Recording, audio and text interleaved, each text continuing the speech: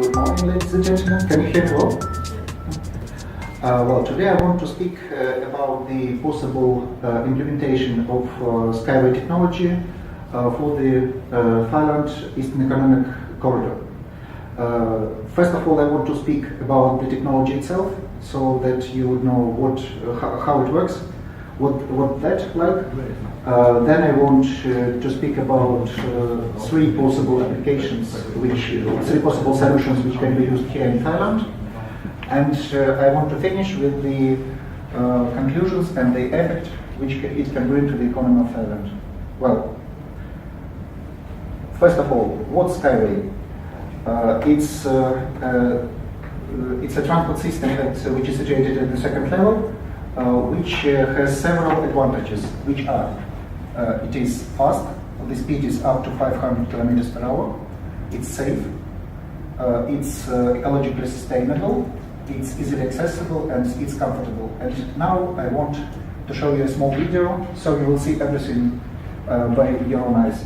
And I want to attract your attention to the fact that everything which will be shown is not a computer graphics, but it's a real video, which is operating in our Technopark in Belarus.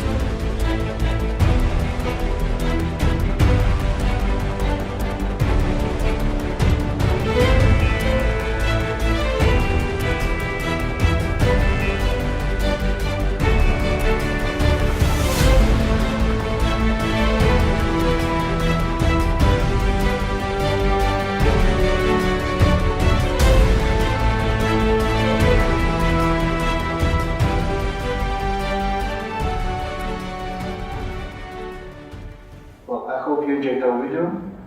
Well, now I want to speak a bit more about the advantages of our transport system as it differs from the conventional transport.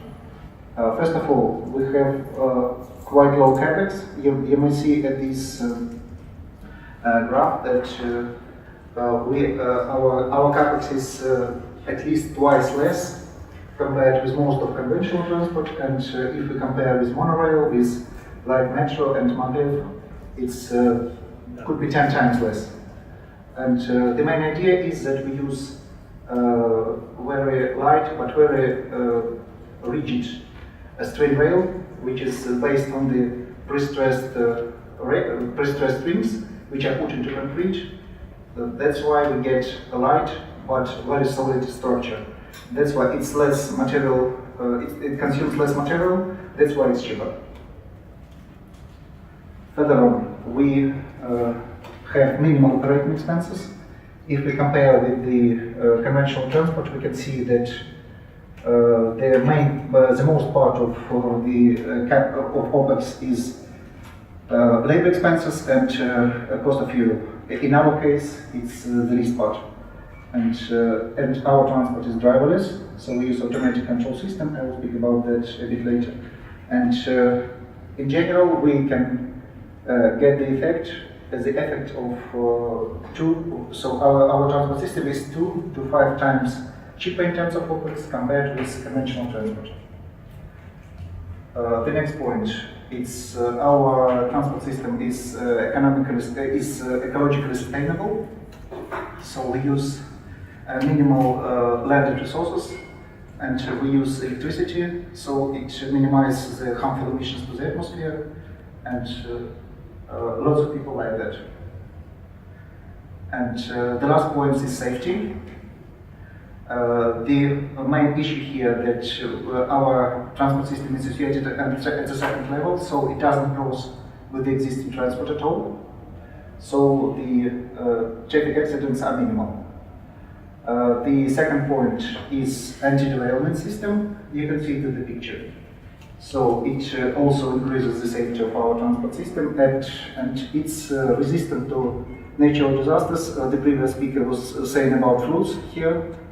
And actually it's also resistant towards earthquakes, tsunami, and other natural disasters. So this transport system won't be ruined if any natural disasters happen. Well, and actually now we are implementing that at our test site in Belarus. We call it Ecotechnopark. It's situated in the town of Marina Gorka. It's not far from capital city of Minsk. And here you can see all the main types of our transport: unibus, unibike, unicar. I'll speak about them a bit later. And actually you may also see that we have got, at the end of the previous year, of the year 2017, we've got certificates from the Russian Institute of Urban Transport. That's why these vehicles are not just operating, but they are certified. Well, and now let's think how this project, how our technology can help to the development of Thailand, and in particular for the Eastern Economic Corridor. Actually, you can see this map, and actually the main points here to connect the seaports and the airports into one integrated transport system. And what we can do here? Well, first of all, we can increase cargo turnover, we can reduce transportation costs, we can increase the convenience of the transport, we can minimize transportation time, because the speed of our transportation is up to 500 kilometers per hour, and we can promote tourism as well. Well, and now let's speak about our main solutions which could be applied here. First of all, it's cargo transportation. So, if speaking about SkyWay transport system, it has several advantages. It's autonomous, it's point-to-point, it's high-speed, it's ultra-safe and energy efficient. We have also special solutions, not just for cargo transportation, but for the seaports as well. And many people during this conference were asking exactly about these solutions. You can see at this picture how container transportation could be arranged along the water, for example, and it can combine container transportation at the upper level and passenger transportation at a lower level. So it's a universal transport system. And also we can make offshore ports, so that we put it into the sea and put the storage places into the ground. So we leave the shore of the sea free of any infrastructure, so it can be used for recreation, for some other economic activities. So, but we don't need to put boats at the shore, and these solutions could be applied not only for the big ports of world importance, but also for the small ports, as you can see at this slide. And here you can see how our container transportation could work. So the speed is up to 500, about 50 kilometers per hour. It's automated loading and unloading. Its performance could be up to 30 million containers per year. And we can use track, as I said, total already for passenger transportation. And we have different solutions, not only for containers, but also for bulk, break bulk, and liquid cargo. This is our cargo module, which is called unit truck. It's arranged for a small amount of cargo. It's for bulk cargo, actually for 1.8 metric tons. But if we put it if we place them one by one, it can carry quite a great amount of cargo. We consider the performance of such system about 100 million tons per year, even despite it looks so small. It's already operating at our aquatic park, so you may see it in the video. And we also have solutions for loaded and unloaded terminals. And I think that all these cargo systems could be integrated, and it could integrate the airports and seaports into unified transport system. Well, the next solution which I want to speak about is high-speed passenger transport. As I told already, it is up to 500 kilometers per hour. It's bigger compared with conventional high-speed trains, and it can be used to unite cities, regions, countries, and even continents. Here I give at the map, I give the possible example how it could be applied for the case of Bangkok. For example, we can connect Bangkok with Kuala Lumpur and Singapore. And yesterday we were discussing the project Kuala Lumpur-Singapore. I think this solution could be also applied for this project. If we compare SkyWay with other types of high-speed transport systems, you can see that almost all the parameters which are construction cost, OPEX, accident rate, and environmental impact, we are better. Maybe the only point where we look a bit worse compared with aviation is speed, but we should take into account one point. If you go to the airport, you anyway need to wait for boarding, to stand in the queues, to pass control, and actually you have to add 3-4 hours to the time of your trip. In our case, we get from the city center or city suburb exactly to the city center or city suburb, and actually you will get, for example, if you go for 500 kilometers or for 1000 kilometers, you will get to the place of destination faster. And these are technical parameters for our high-speed minibus. It's designed for 10 people. Its design speed is 450 kilometers per hour, and its performance is about 7,200 passengers per hour. And the last point which I want to speak about, the last solution, is urban passenger transport. First of all, I want to speak about Unibike, which is some kind of PRT designed by our company. It's designed for 2 persons, but there could be solutions from 1 to 5 persons. And it can be used as a sightseeing vehicle. For example, it would be, I think it would be really great to go by Unibike to safari, for example, or to see some natural places from the bird's eye view. And also, I can say that it can be used also as a standard urban public transport. The idea here is that we just put it one by one, and so they can carry quite much passengers. I'll show it later. Well, these are main technical parameters of Unibike. Its weight just about 80 kilograms, about 800 kilograms. It can carry 2 persons, and please pay attention to the energy consumption. Actually, even at a speed of 150 kilometers per hour, it consumes just 1.7 liters of equivalent of fuel. It's electricity, but as equivalent of fuel is just 1.7 liters, much less compared with standard automobile. And this is carrying capacity. I want to show that it's not just recreational type of transport, but it's also could be a transportation system. So you can see that this type of transport could carry about 150,000 people per day.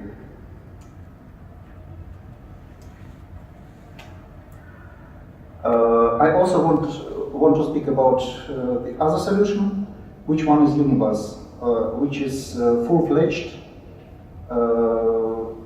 solution for urban and intercity transportation. So this is actual possible replacement of metro, buses, and any other types of transport. So if you look at the graph, you can see that the difference of this. You can see that the speed of our transport is much higher. It could move at a speed of about 150 kilometers per hour, and the average speed is about 80 kilometers. So you can, maybe you've already tried how it is in Bangkok. Actually, there are lots of congestions all over the roads, and it's quite difficult to get where you want in time. So by using Unibus, it won't be a problem. You will get wherever you need quite quick. And actually, as we see, it could be used here for urban transport system in Bangkok and in the city of Pattaya, for transportation system connecting Bangkok and Pattaya, because now, as far as I understood, it takes from 2 to 3 hours to get there. By using this transport, you can get there by 1 hour. It would be much more convenient, and it could, of course, boost the tourism here. And we can use it not only for these routes, but also for general intercity transport system connecting the entire region. So if we do that, everything would be operating. It would be a general system which unites all the points. These are main technical characteristics of Unibus. As I told already, it's designed for 14 persons. And one more interesting fact, if which is energy consumption. Actually, if it will move it will go at the speed of 100 kilometers per hour, and for example, if it uses air conditioner, then the energy consumption for 14 persons will be just equivalent of 3 liters of fuel. So it's even for 14 persons, it's much less compared with traditional car. And I forgot to say that its performance could be up to about 50,000 passengers per hour. So it's compared with metro. One more solution, which could be interesting both inside the cities and outside the cities, is a second track structure. Actually, it's a solution which replaces conventional bridge, but it's much lighter and much cheaper. So you need not to spend billions of dollars to build some bridges, but this solution could be used. And actually, it's already realized in our Ecotechno Park in Belarus, and anybody can see how it works. This slide is devoted to carrying capacity. As I told already, it could carry about 50,000 passengers per hour and up to 1 million passengers per day. And if speaking about the benefits for urban development, you can see that unibuses can be integrated into any into any urban infrastructure, and actually it can have the following effects. First of all, improve living standards, reduce harmful emissions to the atmosphere, practically no road accidents, increasing of tourist potential, jobs creation, and increased economic potential and investment attractiveness. This slide is devoted to our approach towards infrastructure, and actually some trade and service centers could be played inside the stations. And we also can use our track structure as a place to locate fiber optics and cable power lines. I'll show it in the next slide. So, for example, if we are speaking about some hard-to-reach areas, which I think do exist here in Thailand, you can use this transportation system not just as a transport, but also as a means to provide it with the internet and electricity. I already told that our transport system is driverless. It's operated by automated control system. The main features of which you can see at this slide. So it uses Wi-Fi and other points, and actually it involves both the vehicles and the sports. One more solution which could be applicable here in Thailand. These are SkyWay linear cities. You can see at this picture that such cities could be created along the seashore, maybe in mountains, at any place which is convenient for life. And actually you can live in the rural area, but you don't need any car to go to a place of work or place of study or to some recreation, because it is connected by horizontal lifts. And you may use either, you may see the picture, you may use either high-speed trains, which can deliver you, for example, to Ho Chi Minh, to Hanoi, to Kuala Lumpur, to Singapore, and if you need to go to some short distances, you can use the urban transport. And actually, everything is situated in walking distance, so you don't need to use car at all. And I can surely say that this would allow people to live in a healthy area and to enjoy life much more. Well, and now I want to make a conclusion. Well, first of all, our cargo solutions can increase the capacity of ports and freight terminals at least by 20 to 30%, and the cost of such systems are 3 to 4 times less compared to conventional ones. Well, if speaking about high-speed transport, we can connect Thailand with Malaysia and Singapore and other cities as well, and the cost of such track, in my opinion, could be up to 10 to 15 billions of US dollars, which is cheaper than other traditional solutions, especially the Japanese one, I think by 5 to 10 times. And the last point, the urban BRT transport can solve traffic problems in the cities, enhance tourism, and make transportation comfortable and well priced. And the construction of such systems costs less than traditional one by 5 to 7 times.